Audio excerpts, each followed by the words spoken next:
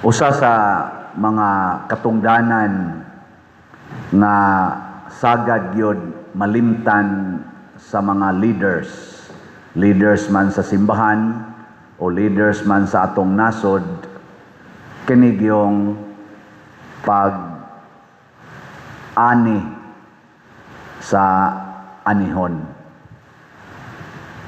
Matud pa ni Hesus, daghan ang anihon, jutay ra ang mga ngani. Ngano man, kay way ganahang muani. Pre nang muani kag mga tubo, sayon ba na lisod? Muani kag mga humay, sayon lisod. Muani kag mangga o saging, sayon lisod. Ang kasagaran, ganahan ra gyud magtan-aw. Naaanganihon pero kapoy man, katol kayo init ka istanan, lisod kayo, mahug planta ng mangga, lain lay pa pupuan tubo hait ka istanan, bugat pa kayo, pilar may atong masuhol so kapoy. Kaya nga naman, ang kasagaran sa mga leaders sa simbahan man or sa gobyerno nato dinis atong nasod, labi na gyud dinis atong nasod, sad to say, ganahan kayog paldo na mga malita, ana ba. Pero yung dako yung income. Ang nausahay, bisag ako gani, maapil ko ana, basta inigmisa na ko, jutay kay manimba, mo ana dahin ko, kaluyam sa misa. Kibaw na mudaan nga nung maluya ang pari, kung jutay ray manimba, no? Ang sa may hinungdan.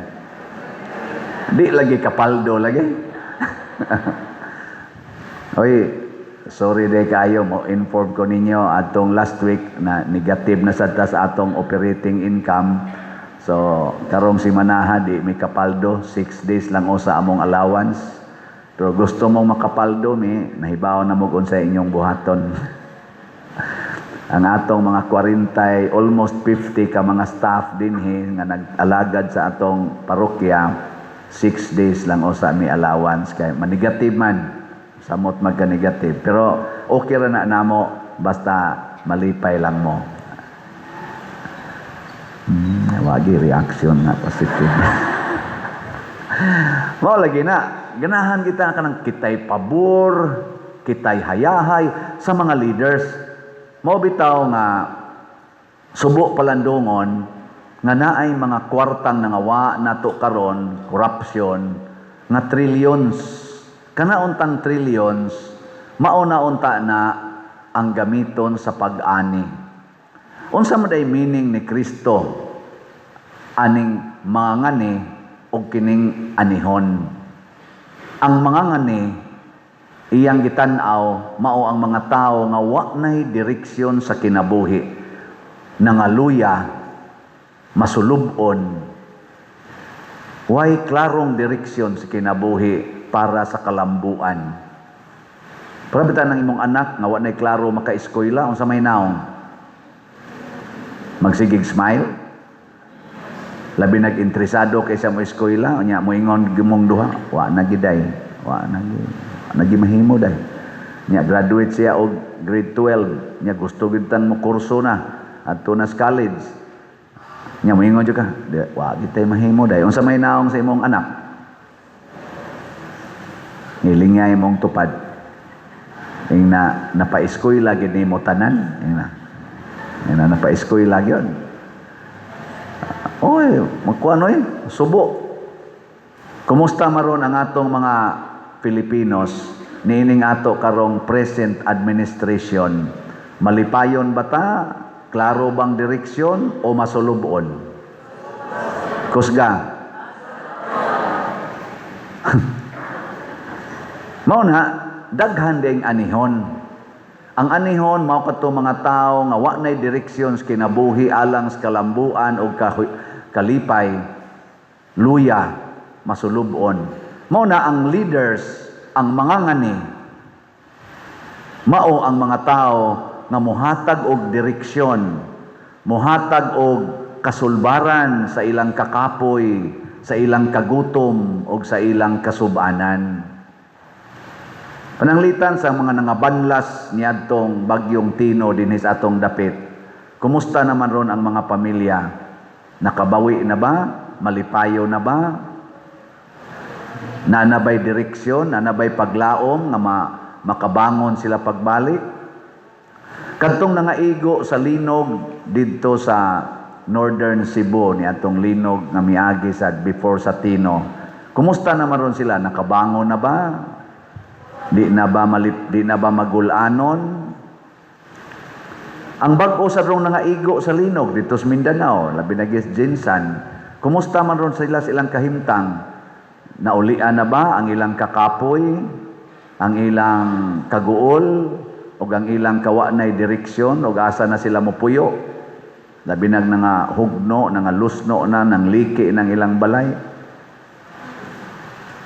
Niya, ang mga leader sa atong nasod, masimbahan man o maggobyerno, kinahanglan mao ni ang focus nila or nato kitang mga leaders sa atong ginagmay o dinagko nga makaya kinahanglan kanunay nakasentro unsaon pagtubag ang kagutom, ang kaguol, ang pagkawa nay direksyon sa atong katawhan. Kinsa man ron sa mga leaders nato sa gobyerno, aron tas gobyerno kay ang simbahan sad panig-panig raman sad ni, hain mo sunod. Duha naman lang ni kagrupo ang nasa atong gobyerno, ang Marcos Group o Duterte's Group.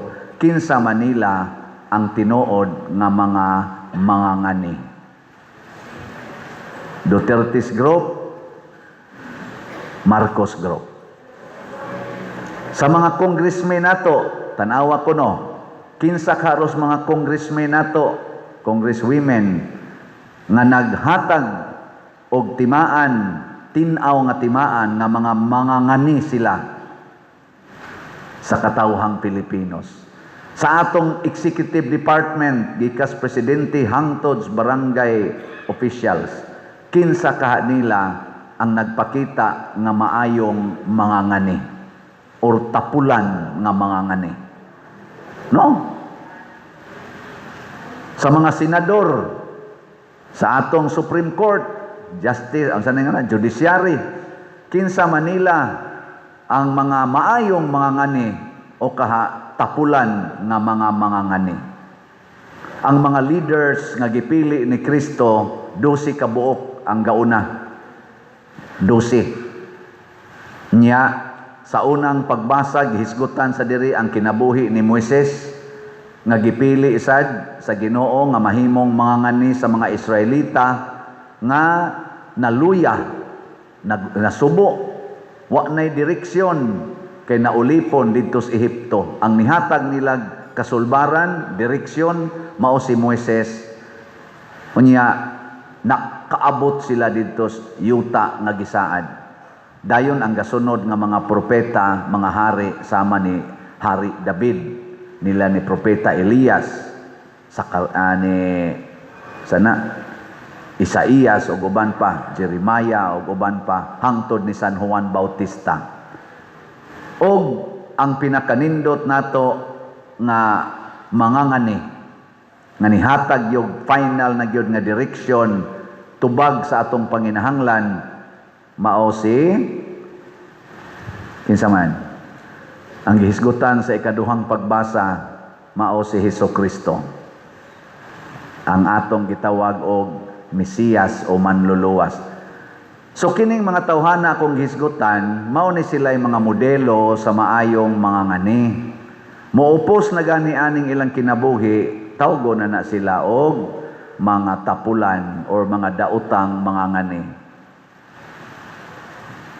Dinis atong parokya, lingi ay mong tupad. Ingna, maayo kang mga ngani.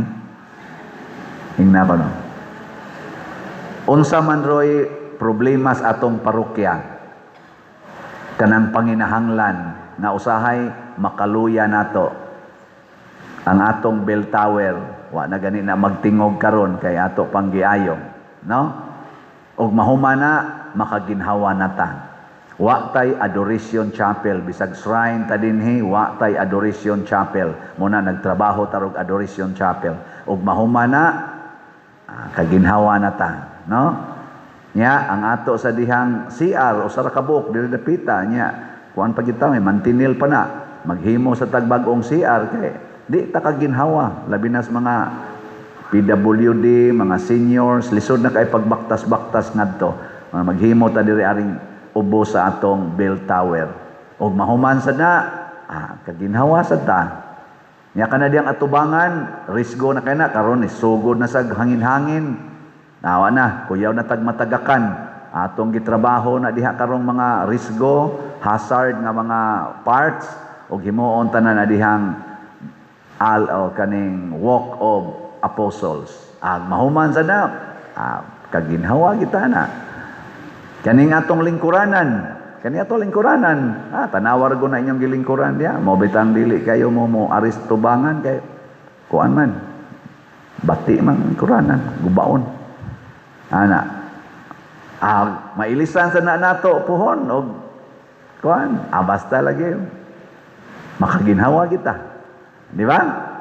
Nakaroon unsa may buhaton aron mahimutang maayong mga ngani. Kusga. Kinahanglan mo donate ka og kwarta. Mo donate gyud kag kwarta. Unsa may unang buhaton, palit og raffle ticket. Mo nay unang paagi natos donasyon ang pagpalit og raffle ticket. Pila na may atong halin karon? Niabot nag 24,201 ka tickets. Pagpaka na to ang namalit. Salamat kayo. Niya na nasay 115 kakatong one-stop challenge nga tag 20,000. Salamat kay ninyo ana.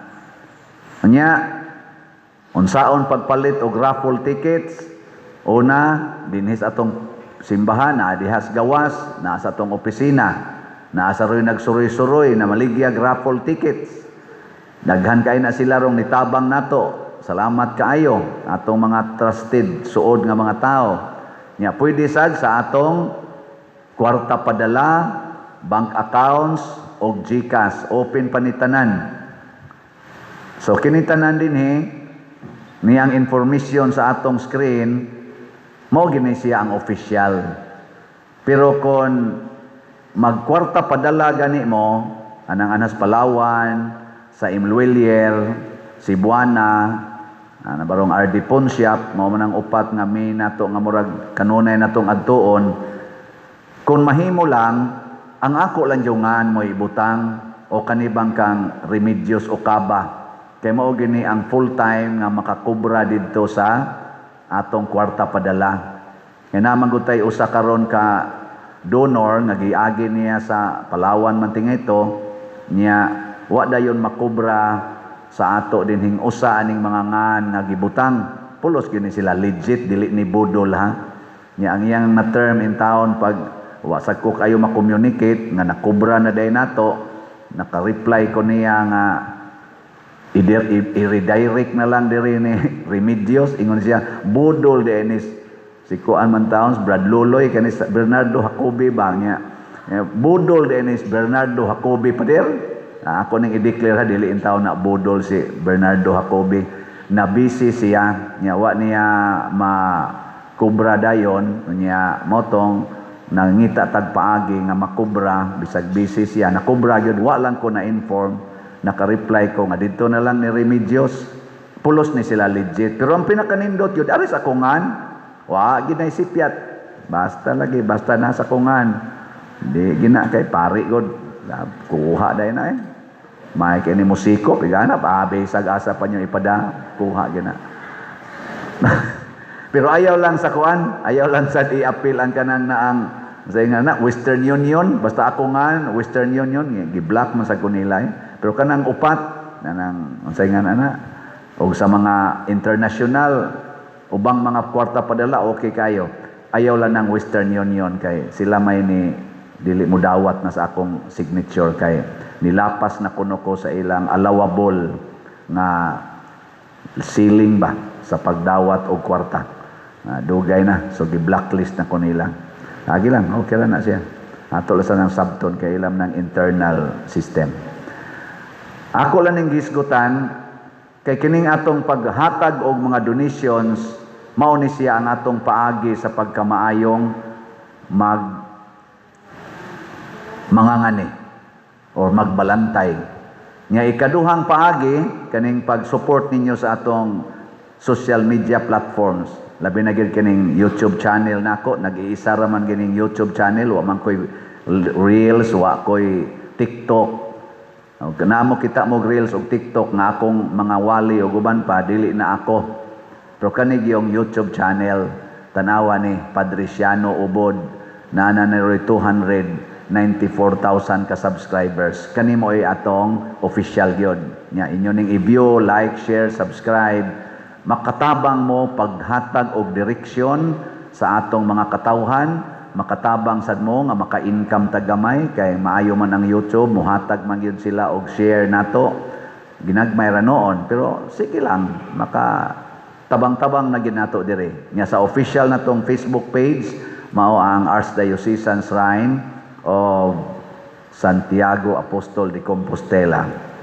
Mga igsoon, ang pagtabang sa panginahanglan sa atong simbahan o sa atong katawhan nagkinahanglan o kinaiya nga sama sa kinaiya ni Kristo o sa mga apostoles o sa mga santos. Og mausad ni ang dili ganahan sa atong mga leaders, labi na sa leaders sa atong nasod sa gobyerno. Unsa man gigauna, kinahanglan self-emptying. Kalimti gyud ang kaugalingon. Ihatag ang tanan ngadto sa imong giatiman nga katawhan. Ayaw gyud hunahunaa imong kaugalingon. Mo na ingos Kristo, kalimti gyud imong kaugalingon. Deny yourself. Kay magsige ka hunahuna sa imong kaugalingon, di gyud ka kapalit og raffle ticket. Di gyud ka kadonate.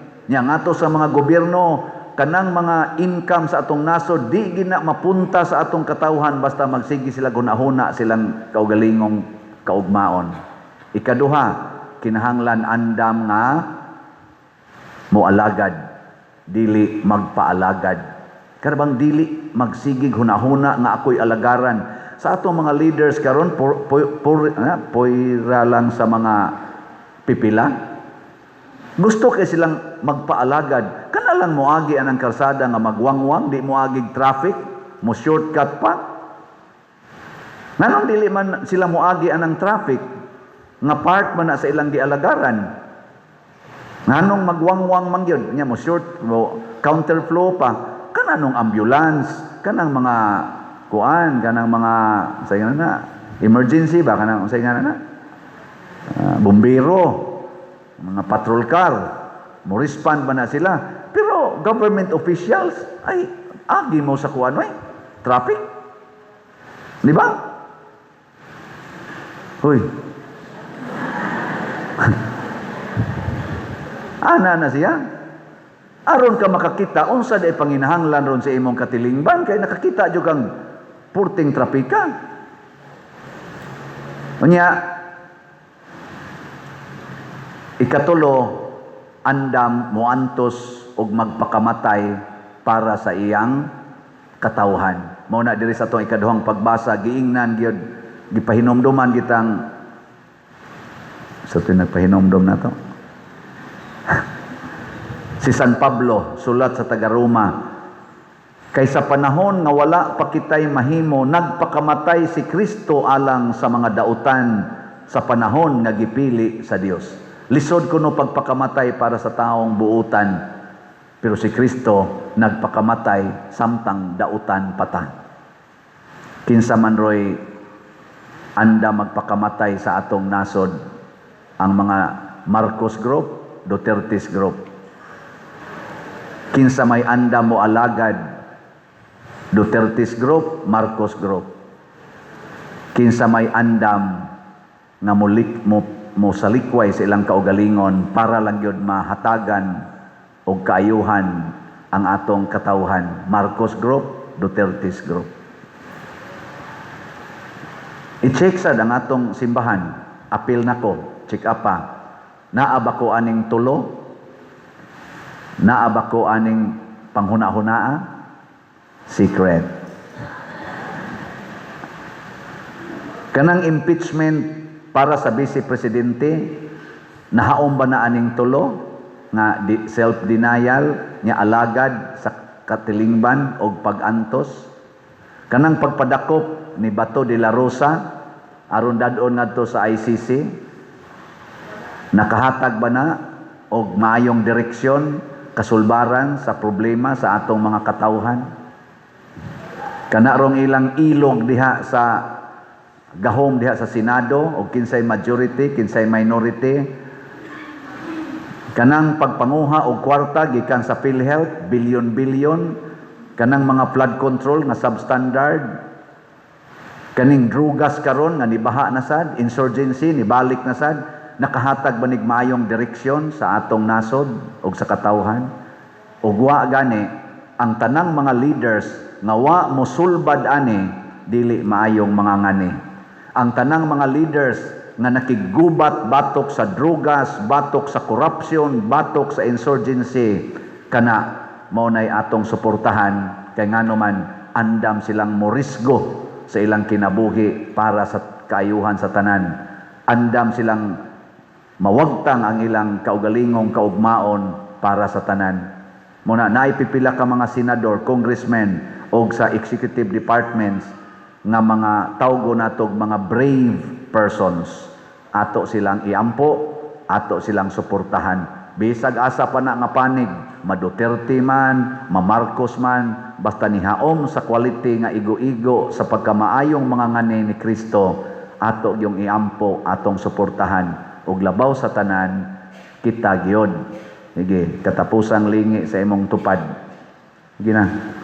Ang di mo lingi, mga bati nga mga ngani. Ing na imong tupad, ing na ibaligya na to nako among balay kay ipalit nako raffle ticket. Sige na, ing na. Nakatong tanan dito sa among balay, ako ibaligya kay ipalit nako raffle ticket. Mahimo dayon kang liwat ni Kristo og sa mga santos.